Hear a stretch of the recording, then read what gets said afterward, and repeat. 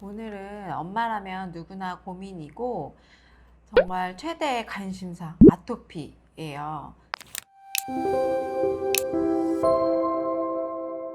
두 분의 엄마 사연을 한번 읽어보도록 하겠습니다. 저희 아이가 태열이 심한 편입니다. 저는 더위를 별로 안 타는데 아빠가 몸에 열이 많이 나는 편입니다. 첫째는 딸, 둘째는 아들인데요. 첫째도 열이 많은 편인데 둘째는 열이 더 많은지 태열이 많이 심한 편입니다. 집이 조금만 훈훈하면은 태열이 계속 올라오고 여름에는 거의 집 밖에 나가지 못했대요. 근데 아들인데도 태어났을 때부터 젖 빠는 힘이 되게 약해서 젖 먹는 것도 양이 적었고 지금 이유식을 먹고 있는데도 양이 너무 적어서 기존 아이들보다 몸무게가 적습니다. 그리고 장이 약하게 태어났는지 태어났을 때부터 계속 변비 증상이 있었고 방귀 냄새도 되게 고약해요. 이런 게 태열에 영향이 많이 있을까요? 혹시 아토피로 갈까봐 걱정이 많이 됩니다. 보통 이제 동양의학에서는 이 아토피 쪽을 어떻게 보고 있냐면 네. 그 대장하고 폐장하고 연결돼 있다라고 얘기하거든요. 변비가 있다고 얘기하는 걸로 봐서는 아마 대장에 문제가 좀 있는 것 같고 그로 인해서 이제 피부 쪽으로 나타나는 것 같아요. 그래서 대장하고 폐하고 피부는 서로 연결돼 있다라고 얘기를 하는 거죠. 지금 나이가 어떻게 되는지는 안 나와 있나요? 아직 돌 전. 아직 돌 전이기 때문에 아토피라고 판정하기는 좀 어려울 것 같네요. 보통 태열은 언제쯤 시작하냐면 3개월 정도 지나면 100일을 전후로 해가지고 태열이 나타나기 시작하는데 네. 이게 나타나는 이유가 엄마로부터 받았던 면역이 없어지고 자기 스스로 자기 면역을 만들어내는 시기인데 이때부터 이제 하나씩 자기가 맞는지 안 맞는지를 맞춰보는 시기거든요. 네, 이럴 때 맞지 않는 것들을 거부하면서 나타나는 현상이 태열이라고 얘기합니다. 그리고 이게 언제까지 지속이 되냐면 대략 한 돌쯤, 네. 돌을 전후로 해서 이게 점점점 정리가 되거든요. 돌이 지났음에도 불구하고 면역 체계가 다 완성됐음에도 불구하고 계속적으로 나타난다고 하면 그때 아토피라고 얘기를 하는 거고요. 네. 그 전에는 아토피라고 판정 짓기는 좀 어렵죠. 왜냐면 태열하고 아토피는 반응이 똑같이 나오기 때문에. 더군다나 이제 이 아이 같은 경우는 열이 있다고 하니까 네. 주로 이제 얼굴 쪽으로 아마 많이 나올 것 같기는 네. 해요. 그리고 표면적으로도 굉장히 많이 나오고 또 열이 나다 보니까 피부가 건조해지거든요. 그러니까 이제 더 많이 가렵고 더 많이 문제가 되겠죠.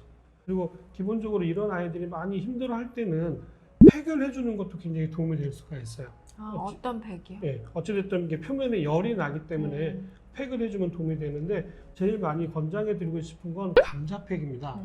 의외로 감자가 오이나 이런 수박보다도 훨씬 더 차가운 기운을 많이 가지고 있어요. 그래서 열기를 잘 흡착해서 빼낸다 그런 역할들을 하기 때문에 굉장히 도움이 많이 되고요. 차갑게 해주기 위해서 사용하는 팩 중에서는 또 녹차 이런 것들도 많이들 활용을 하시거든요. 네. 그래서 엄마가 이런 것들을 미리 이렇게 갈아가지고 섞어서 얇게 펴가지고 팩할 수 있게끔 준비해가지고 다니시면 야외 나가셔서도 얼마든지 그런 것들을 활용하시면 아이가 훨씬 더 피부가 빨리 진정돼서 많이 가려워하거나 그러지 않을 것 같습니다. 그러면 그때 12개월 지나서 15개월은 아토피로 봐야 되는 거예요? 그렇죠. 아토피로 봐야 되는 거죠. 그럼 한 13개월까지는 괜찮을까요? 네, 그 정도까지는 왔다 갔다 할 수 있죠. 아이들의 성장 속도에 따라 조금씩 차이는 있을 수 있으니까 어차피 아토피 얘기 나와서 한 가지 더 이 말씀을 좀 드리자면 12개월 때까지는 막 아토피처럼 막 이렇게 태열이 심하게 나왔는데 딱 13개월 때부터 많이 괜찮아졌어요. 그러면 이제 아토피가 없구나 이렇게 생각할 수도 있긴 한데 네. 20살쯤 됐을 때 아토피가 나오는 경우도 있습니다. 그러니까 이거는 아토피라고 하는 건 어떤 뭐 특정한 뭐 환경이나 이런 것들에 의해서 생겼다라기보다는 기본적으로 체질적으로 가지고 태어나는 경우가 대부분이에요. 요즘은 의외로 성인 아토피들이 많이 나타나요. 20살 이후에 나타나는 거. 가장 대표적인 예로 제가 그랬거든요. 제가 어렸을 때 뭘 좋아했냐면 간장게장 아시나요? 네네네. 간장게장을 많이 먹고 자랐다가 거의 커서 중학교 이상 됐을 때는 이제 간장게장을 먹을 일이 그렇게 많지 않았던 것 같아요.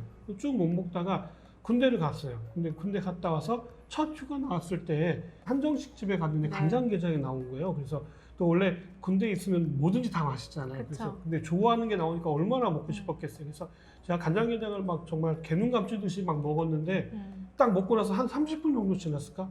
제 입술이 정말 거짓말 안 하고 제 주먹만큼 이렇게 팅팅 부은 거예요. 얼굴이 막 화끈화끈해지고 그래서 화장실 가서 막 오바이트 하게 되고 그랬던 경험이 있거든요. 그다음부터 내가 간장게장이 있구나라는 걸 알게 돼서 피하게 됐죠. 저희 집사람도 게장을 되게 좋아해요. 근데 저희 집사람은 양념게장을 굉장히 좋아해요. 둘째 아이를 임신했었을 때, 큰아이 때는 문제가 없었는데 둘째 아이 임신했을 때 양념게장을 딱 먹었는데 저희 집사람도 저랑 똑같이 입술이. 대신 이게 죽을 때까지 안 나타날 수도 있습니다. 잠재되어져 있는 상태로. 그러니까 저 같은 경우도 잠재되어져 있었는데 군대에서 이제 많이 훈련받고 스트레스 받고 네. 그러다 보니까 그때 아마 그게 발현이 됐었던 것 같아요. 그런 것처럼 아토피는 알레르겐이라고 하는 원인 물질에 의해서 반응이 나타나는 거지 인스턴트 식품 많이 먹거나 뭐 패스트푸드 많이 먹거나 과자 많이 먹었다거나 밀가루 많이 먹어서 뭐 외부의 환경이 어때서 그렇게 나타나는 것들은 사실은 아니에요. 아토피, 태열이 많이 나타나는 이유가 있을까요? 그거는 독일에서 연구를 한 경우가 있어요. 점점 이제 산업이 발달되어지고 환경은 좋아지고 있는데 다른 질환들은 오히려 줄어드는 반면에 늘어나는 질병이 있었다는 거죠. 그게 바로 이제 아토피였어요. 그래서 역으로 해보자. 그래서 환경을 다 바꿔가지고 환경을 좀 더 나쁜 쪽으로 약간 덜 위생적으로 바꿨더니 아이들의 아토피가 현격하게 줄어들기 시작을 한 거예요. 그래서 독일에서는 숲 유치원이라고 들어보셨죠? 네네네. 숲 유치원에 가면 어떤 일들을 하냐면 흙도 손으로 만지고 뭐 지렁이나 개구리, 뭐 곤충, 나비, 뭐 식물, 나무 타기 뭐 이런 것들을 다 하는 거야. 그래서 손에다가 여러 가지 균들을 많이 접하게 하고 네. 그다음에 이제 점심으로 샌드위치나 이런 걸 싸왔을 거 아니에요. 그거를 손을 씻지 않고 그냥 그 손으로 먹게 한 거죠. 그랬더니 어떤 일이 벌어졌냐면 외부의 환경으로부터 여러 가지 것들을 잘 접하고 반응을 하다 보니까 아 이것도 괜찮은 거구나 라고 인지를 해서 아토피가 현격하게 줄어들었다는 거. 이번에 셋째 때 육아 박람회를 가니까 예. 수딩젤을 필수로 다 세트로 딱 해놨더라고요. 그리고 다 하나같이 하는 얘기가 태열이 있으니까 이걸 꼭 구비해놨다가 발라야 된다. 그래서 이제 그런 생각을 했죠. 예전에는 그렇게까지는 아니었는데 요즘에는 완전 수딩젤을 필수로 팔 만큼 태열이 되게 많은가 보다. 그렇죠. 보통 이제 신생아 아이들은 열이 많아요, 원래가. 왜냐면 대사가 워낙 왕성하기 때문에 네. 열이 많기 때문에 약간 서늘하게 키우는 게 훨씬 더 좋고요. 좀 더 자라서 유치원 다닐 때도 마찬가지입니다. 일본 같은 경우에는 한겨울에도 맨발에 반바지, 반팔로 맞아. 등원시키는 봤어요. 유치원 있는 거 알고 계시죠? 그게 오히려 더 면역력이 더 좋아진다라고 얘기하거든요. 약간 찼을 때 보통 실내 겨울에도 실내 온도를 몇 도로 유지하라고 얘기하면 18도로 유지하라고 얘기하거든요. 정부에서 내복이나 아니면 잠바를 약간 거실에 있을 때 걸쳐야지 될 정도의 온도긴 한데 그 온도가 사실은 면역력에서 가장 좋은 온도예요. 면역이 떨어지는 이유는 온도가 높으냐 낮으냐가 아니에요. 높았다가 낮아지면 또는 낮아졌다가 높아지면. 그리고 이 사연의 아이 같은 경우는 아까 장 말씀하셨잖아요.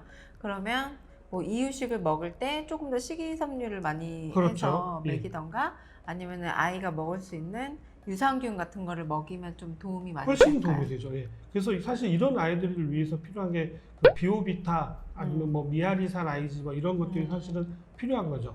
혹시 이 아이가 모유 수유를 한 아이인지를 확인해 보실 필요가 있는데요. 모유 수유를 한 아이들은 아무래도 장내에서 유산균이 증식이 저절로 잘 되기 때문에 크게 문제가 되지 않을 수 있는데 분유 수유를 했다고 한다면 반드시 유산균을 따로 챙겨 먹는 것들은 필요합니다. 다음 사연 한번 읽어볼게요.